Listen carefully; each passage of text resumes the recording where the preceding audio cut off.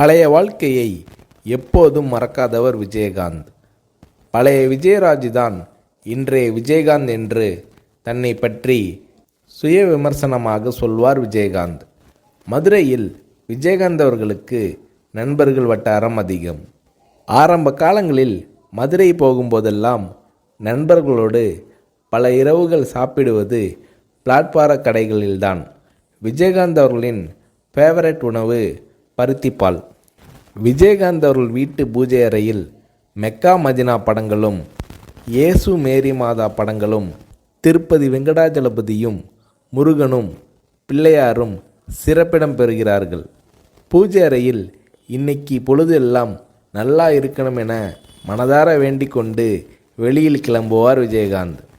நமக்கு தொழில்தான் சாமி என எப்போதும் சொல்வார் விஜயகாந்த். வடபழனி முருகன் கோயில், திருவேற்காடு கருமாரியம்மன் கோயில் மன திருப்திக்காக விஜயகாந்த் அவர்கள் போகும் இடங்கள். செயின் ஸ்மோக்கராக இருந்த விஜயகாந்த் திருமணத்திற்கு பிறகு அந்த பழக்கத்தை அறவே விட்டுவிட்டார். அசைவ பிரியரான விஜயகாந்த் அவர்களுக்கு ஐர மீன் குழம்பை சாதத்தில் பிசைந்து சாப்பிடுவதில் அலாதி பிரியம். அரிதாகவே விஜயகாந்த் அவர்களுக்கு ஓய்வு நேரம் அமையும். அப்போது மகன்களையும் அவர்களின் நண்பர்களையும் அழைத்து வட்டமாக உட்கார வைத்து தானும் ஒரு மீசை வைத்த குழந்தையாக மாறி விளையாடுவார் விஜயகாந்த். பெரிய சட்டியில் சாதம் போட்டு பிசைந்து குழந்தைகளுக்கு ஊட்டி விடுவார் விஜயகாந்த். ஹாலிவுட் சண்டை படங்கள் பார்ப்பதும் விஜயகாந்த் அவர்களது ஜாலியான நேரத்து விஷயங்களில் ஒன்று. பள்ளியில் படிக்கும்போது கால்பந்து விளையாட்டை பிரமாதமாக விளையாடுவார் விஜயகாந்த். கால்பந்து வெறியர். இங்கிலாந்து வரை போய் நேரில் கால்பந்து போட்டிகளை பார்த்து ரசிப்பார் விஜயகாந்த். விஜயகாந்த் அவர்களது மகன்களுக்கும் கால்பந்து விளையாட்டு பிரியம் வந்துவிட்டது. மகன்கள் சொல்லி சொல்லி கிரிக்கெட் பார்ப்பதும் விஜயகாந்த் அவர்களுக்கு பிடித்தமான விஷயமானது. வீட்டில் இருக்கும்போது பசங்களோடு ஜாலியாக கிரிக்கெட் விளையாடுவார் விஜயகாந்த். விஜயகாந்த் அவர்கள் வில்லனாக நடித்த ஒரே படம் இனிக்கும் இளமை. அதற்கு பிறகு எல்லாமே ஹீரோ வேடம்தான்.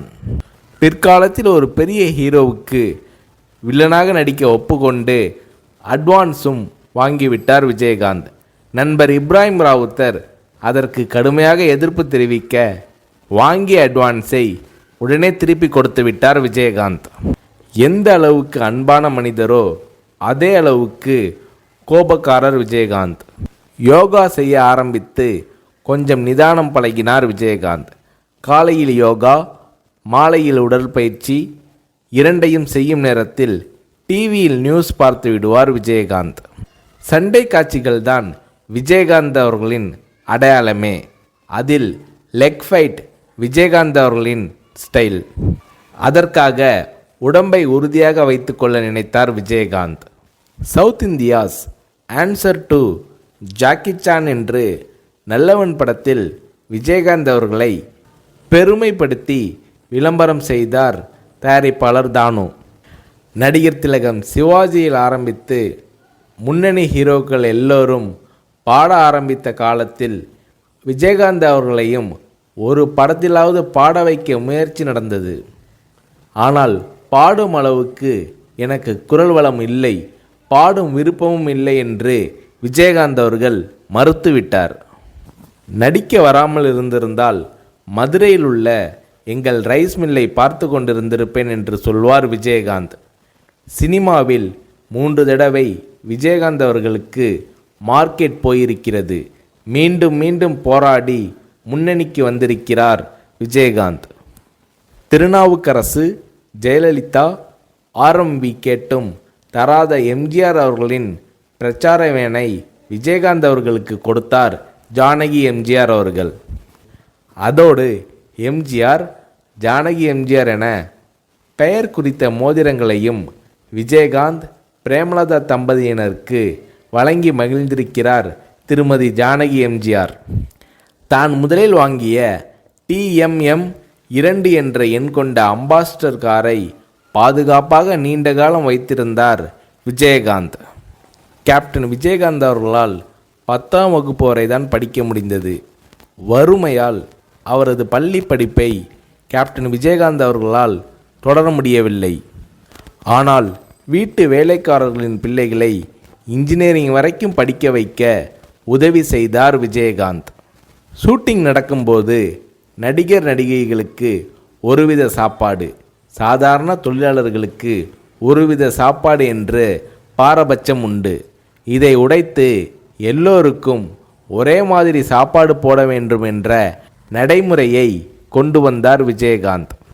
ஞாயிற்றுக்கிழமை கேப்டன் விஜயகாந்த் அவர்களது வீட்டில் 50 பேராவது சாப்பிடுவார்கள். ஒவ்வொரு நாளும் அலுவலகத்திலும் அந்த அளவுக்கு சாப்பாடு நடக்கும். விஜயகாந்த் அவர்களின் குலதெய்வம் வீர சின்னம்மா மதுரைக்கு பக்கத்தில் திருமங்கலம் அருகில் இருக்கிறது. பாழடைந்து கிடந்த கோயிலை சுற்றுச்சூழல் எழுப்பி கும்பாபிஷேகம் நடத்தி புதுப்பிக்க உதவியிருக்கிறார் விஜயகாந்த். இந்தியில் தர்மேந்திரா, அமிதாப், தெலுங்கில் NTR, சிரஞ்சீவி, மகேஷ் பாபு, கன்னடத்தில் ராஜ்குமார், விஷ்ணுவர்தன், சங்கர் நாக், மலையாளத்தில் சத்யன் படங்கள் என்றால் விஜயகாந்த் அவர்களுக்கு மிகவும் பிடிக்கும். சத்யன் நடித்த கரைகாணா கடல் விஜயகாந்த் அவர்களுக்கு மிகவும் பிடித்த படம். ஆனால் விஜயகாந்த் அவர்கள் தமிழ் படங்கள் தவிர்த்து வேறு மொழிகளில் நடித்ததில்லை. தமிழ் படங்கள் தவிர்த்து வேறு மொழிகளில் நடிக்க மாட்டேன் என்ற உறுதியை விஜயகாந்த் அவர்கள் கொண்டிருந்தார். RK செல்வமணி இயக்கத்தில் இப்ராஹிம் ராவுத்தர் தயாரிப்பில் மேடே என்றொரு ஆங்கில படத்தில் கேப்டன் விஜயகாந்த் அவர்கள் நடிக்கப் போவதாக விளம்பரங்கள் வந்தன. ஆனால் அந்த படம் எடுக்கப்படவே இல்லை. 2005ஆம் ஆண்டு அக்டோபரில் மதுரையில் மாநாடு நடத்தி கட்சி தொடங்கினார் விஜயகாந்த். அப்போது அரசியலுக்கு நான் பிழைக்க வரவில்லை, உழைக்க வந்திருக்கிறேன் என்று விஜயகாந்த் அவர்கள் பேசினார். அந்த மேடையில் விஜயகாந்த் அவர்கள் பேசியது அத்தனையும் விஜயகாந்த் அவர்களது மனதிலிருந்து வந்த வார்த்தைகள். வாழ்க்கைனா வசதியாக வாழ்கிறது மட்டும்தானா? இந்த மக்களுக்காக விஜயகாந்த் வாழ்ந்தான்னு இருக்கட்டும், இல்லை அவங்களுக்காக அவன் செத்தான்னு இருக்கட்டும், மனுஷன் வாழ்க்கை கடைசியில் 6க்கு 3 தான். எனக்காக இம்புட்டு தூரம் வந்து உட்காந்துருக்கீங்களே, உங்களுக்காக நான் தான், இனி எனக்காக நீங்கள் தான். ரைஸ் மில்லில் 300 மூட்டை தூக்கி பழக்கப்பட்ட உடம்பு, என்னை நம்பி வந்த உங்களுக்கு நல்லது செய்வேன், நல்லது செய்வேன், நல்லது செய்வேன் என்று ஒரு சபதம் போல விஜயகாந்த் அவர்கள் உரை நிகழ்த்தினார்.